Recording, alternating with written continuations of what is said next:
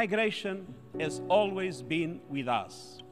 And climate change, demographics, instability, growing inequalities, and aspirations for a better life, as well as unmet needs in labor markets, mean it is here to stay.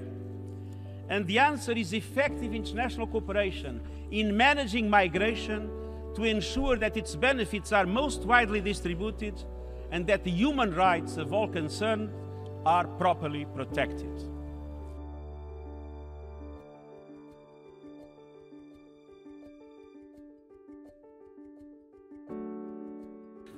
Over 20 years, the Cities Alliance has witnessed how cities have acted as arrival points for migrants. Migrants, like all citizens, seek safety, land and shelter, services such as health and education, economic opportunity, voice and recognition. And in exchange, experience has shown around the world that they bring energy, hope, hard work, and their own investment, not just for themselves, but for the city.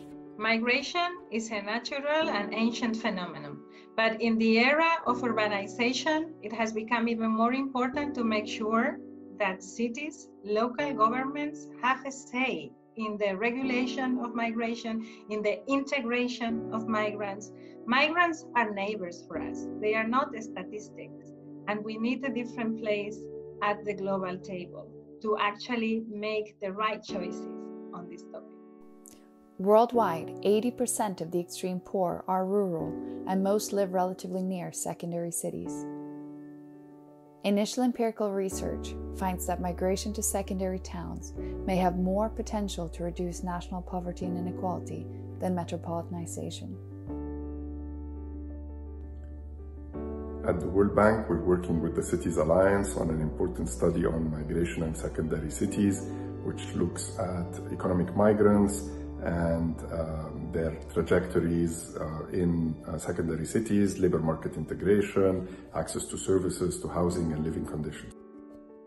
Forced migration is at an all-time high, with more than 70 million people worldwide fleeing as a result of persecution, conflict, violence, human rights, or climate change. 60% of refugees and 80% of IDPs globally are estimated to live in urban or semi-urban areas rather than in camps.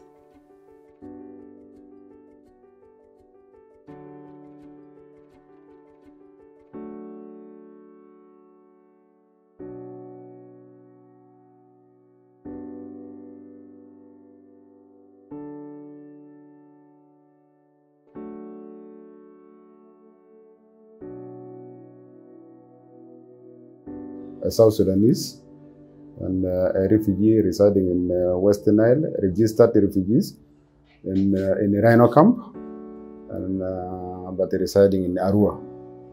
Because I came in 2016 because of the crisis, as everybody knows what is happening in South Sudan.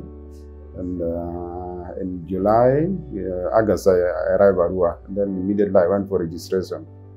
Then from there, I relocated back to Arua because my kids were in school, and by then there were no good schools in the camps. So I had to bring them to Arua for studies, and then the health, because there was no proper hospitals during that time. Resources we are having is not enough to cater for this big population, and the services are not okay now. Due to high population, people are really suffering. Schools and the health centers are overcrowded. As of this year, we have about 430 students in total, and of this, nearly half of the enrollment are refugees. We get actually medicine supplies from national medical stores, which comes on after every 2 months. But because of the influx of the urban refugees, the medicines actually end up in short supply within a period of 10 days. What government has budgeted is only for the host community. But as these migrants are our brothers and sisters, we can't leave them out. We just share the little with them. We only think that refugees are in camps. Refugees are not in camps. Refugees go to camps, immediately they come to the cities. They keep on moving. Now, if they keep on moving, we needed now to cater for them where they are. In partnership with the Office of the Prime Minister and the Uganda Bureau of Statistics, the government has commissioned a census of urban refugees in Arua City.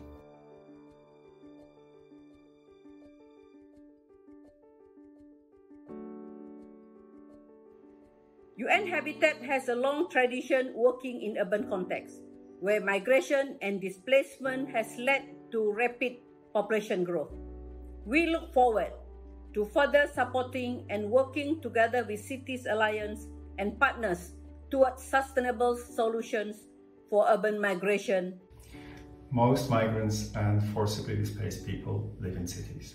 Therefore, Switzerland is supporting local government and urban communities to tackle the challenges and also the opportunities that arise from migration.